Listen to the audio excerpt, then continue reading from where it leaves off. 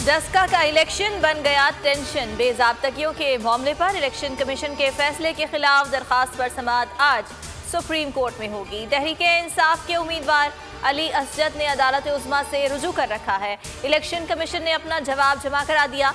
बताया, पंजाब हुकूमत ने हल्के में सेलेक्टेड अफसरान तैनात करके इलेक्शन मुतनाज़ बनाया। तकर्रियों और तबादलों पर पाबंदी के बावजूद जुल्फ़िकार वेट को DSP डस्का तैनात किया गया। इलेक्शन कमीशन पर एतमाद नहीं, मौजूदा हालात में इलेक्शन कमीशन नहीं चल सकता। कमीशन के रवैये पर पूरी कौम को ठेस पहुंची। हुकूमत का इलेक्शन कमीशन से मुस्ताफी होने का मुतालबा।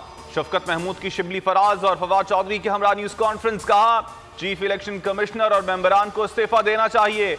कमिश्नर जानिबदार है, अपनी जिम्मेदारियां निभा नहीं सका। ऑपोजिशन का इत्तेहाद मंजिल एक, क्या रास्ता भी एक होगा। PDM का अहम सरबराही इजलास आज होगा। आइंदा खिलाहे अमल तय किया जाएगा। इस्तीफों के मामले पर पीपल्स पार्टी का इख्तिलाफ बरकरार। बिलावल भुट्टो कहते हैं, हमारा इस्तीफा ना देने का फैसला सही था। इस्तीफों को एटम बॉम्ब की तरह आखिरी कार्ड के तौर पर इस्तेमाल करना चाहते हैं। धरने में बैठे होते तो आज इमरान खान खुश हो रहा होता।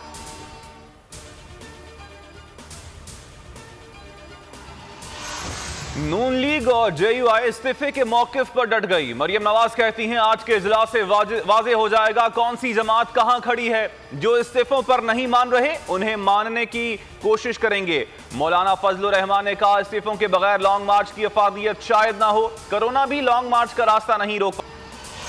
मुल्क में कोरोना की तीसरी लहर। सिंध में कारोबारी मराकज़ रात 10 बजे, तफरीही पार्क शाम 6 बजे बंद होंगे। रेस्टोरेंट्स में डाइनिंग ममनू। शादी हॉल्स में बफे की इजाजत नहीं होगी। मज़ारात और दरगाहें भी बंद। आज से बुजुर्ग शहरियों को वॉक इन कोरोना वैक्सीनेशन सहूलत देने का फैसला। 70 साल से जायद उम्र के शहरी किसी भी हेल्थ सेंटर से वैक्सीन लगवा सकेंगे। दुनिया भर में कोरोना के बढ़ते घटते वार। मुतासरीन की तादाद 12,07,67,000 हो गई। वायरस ने 26,71,800 कीमती जानें ले लीं। अमरीकी सदर जो बाइडन का 10 रोज में 10 करोड़ अमरीकियों को कोरोना वैक्सीन लगाने का ऐलान। कहा, कौम को एक होकर वायरस का मुकाबला करना होगा।